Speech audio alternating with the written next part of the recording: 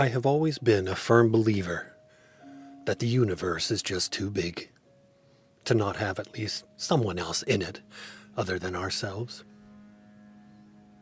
Mind you, I didn't always feel this way. It was a summer night, much like so many others. Late on account of the sun usually setting around 9:30 this time of year. 2 blocks from our street was a large open field, a buffer between the neighborhood and the freeway beyond. It had ankle-high grasses, lots of gophers, and patches of trees that were thick enough to hide in. As kids, we would spend countless days and nights here. A fantastical place to let your imagination run wild.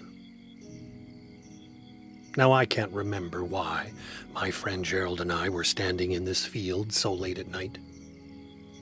I do remember other kids playing nearby, and maybe a dirt lump fight or two had ensued. You see, before paintball, there were just dirt lumps. Same game. Eventually, everyone was called in for the night, and just Gerald and I remained. Since the neighborhood was new and development sparse, the night sky wasn't as polluted by the city lights as it would be in my teens. You could still look up and see a swath of the Milky Way stretched across the sky.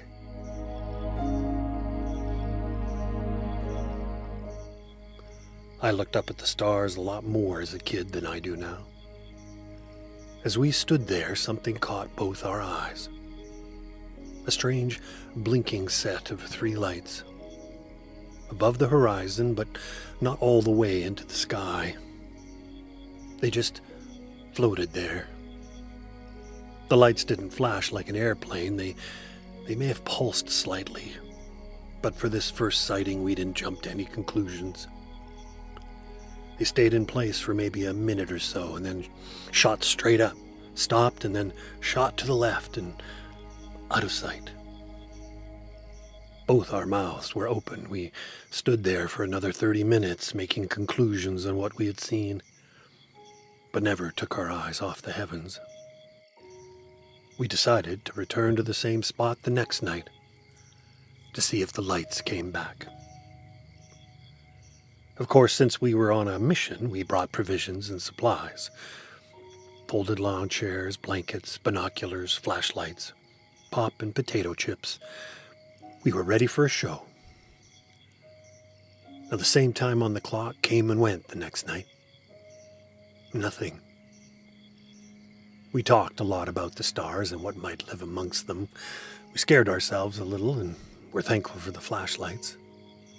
One died from overuse, but we had backup.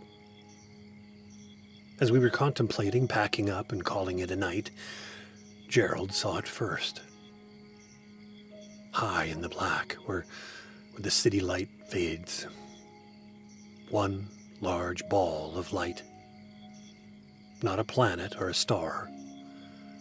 The surface of it moved, as if its glow were organic.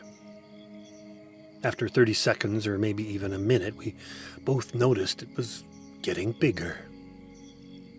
That meant it wasn't traveling across the sky, but coming directly towards us. Gerald was the one who figured that out. It was like 2 crazy people suddenly realized a bomb was headed their way. We frantically gathered our things, dropping and picking up, dropping and picking up. We couldn't dodge the mass falling out of the sky on account it was probably another planet, and we were all doomed anyway. By the time we'd begun to scamper out of the field, you could literally see flames shooting off it. Our imaginations did the rest. As sneakers hit the roadway, the plummeting star just disappeared. Poof. As if it had burnt itself out. Of course, we still figured a large chunk of rock was headed our way, so we kept running.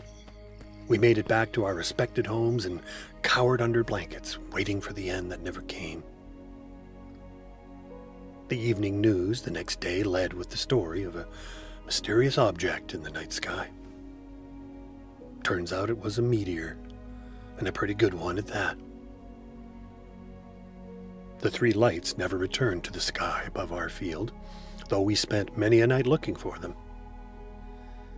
It certainly started me thinking about life elsewhere and what they might think of us down here.